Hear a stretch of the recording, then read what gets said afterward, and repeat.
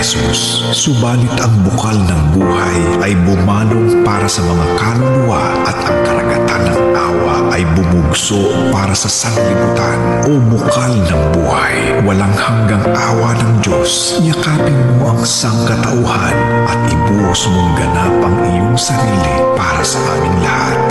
O banal na dugo at tubig na dumaloy mula sa puso ni Jesus bilang bukal ng awa para sa aming lahat, ako ay nananalig sa iyo. O banal na dugo at tubig na dumaloy mula sa puso ni Jesus bilang bukal ng awa para sa aming lahat, ako ay nananalig sa iyo.